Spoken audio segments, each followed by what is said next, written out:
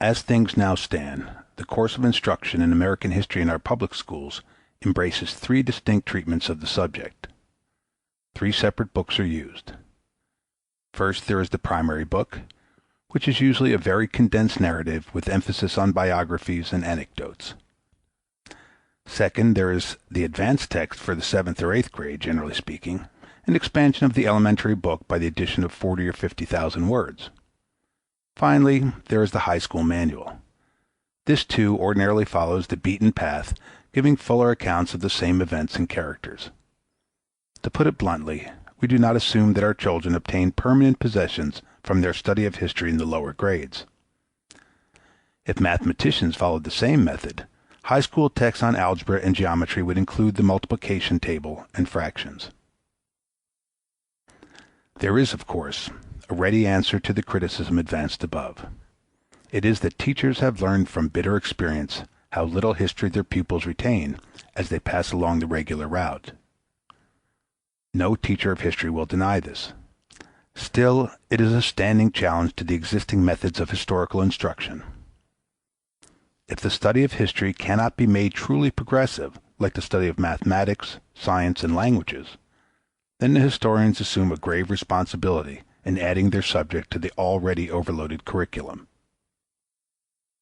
If the successive historical texts are only enlarged editions of the first text, more facts, more dates, more words, then history deserves most of the sharp criticism which it is receiving from teachers of science, civics, and economics.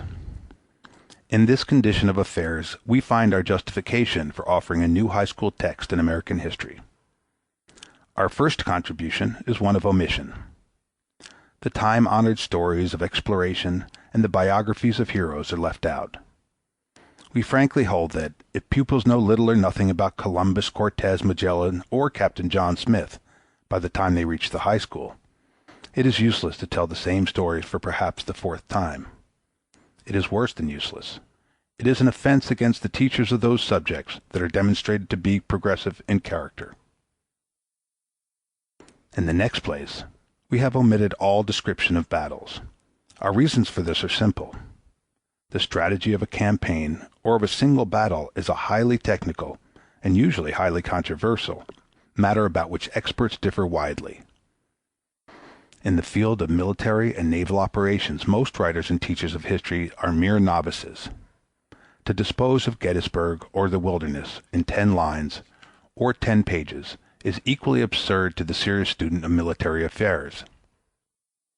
Anyone who compares the ordinary textbook account of a single Civil War campaign with the account given by Ropes, for instance, will ask for no further comment. No youth called upon to serve our country in arms would think of turning to a high school manual for information about the art of warfare. The dramatic scene or episode, so useful in arousing the interest of the immature pupil, seems out of place in a book that deliberately appeals to boys and girls on the very threshold of life's serious responsibilities. It is not upon negative features, however, that we rest our case. It is rather upon constructive features. First, we have written a topical, not a narrative history. We have tried to set forth the important aspects, problems, and movements of each period, bringing in the narrative rather by way of illustration. Second, we have emphasized those historical topics which help to explain how our nation has come to be what it is today. Third, we have dwelt fully upon the social and economic aspects of our history, especially in relation to the politics of each period. Fourth, we have treated the causes and results of wars, the problems of financing and sustaining armed forces, rather than military strategy. These are the subjects which belong to a history for civilians. These are matters which civilians can understand, matters which they must understand, if they are to play well their part in war and peace. Fifth, by omitting the period of exploration, we have been able to enlarge the treatment of our own time. We have given special attention to the history of those current questions which must form the subject matter of sound instruction in citizenship. Sixth, we have borne in mind that America, with all her unique characteristics, is part of a general civilization.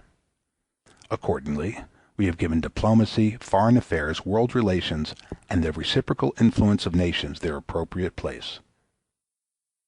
Seventh, we have deliberately aimed at standards of maturity. The study of a mere narrative calls mainly for the use of the memory. We have aimed to stimulate habits of analysis, comparison, association, reflection, and generalization. Habits calculated to enlarge as well as inform the mind. We have been at great pains to make our text clear, simple, and direct. But we have earnestly sought to stretch the intellects of our readers, to put them upon their mettle.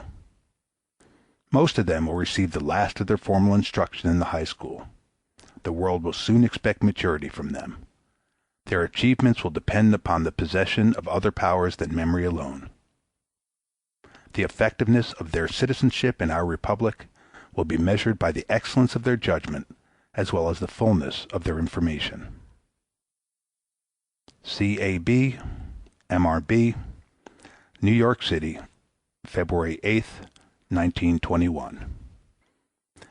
End of preface. History of the United States, Charles A. Beard, Mary Ritter Beard.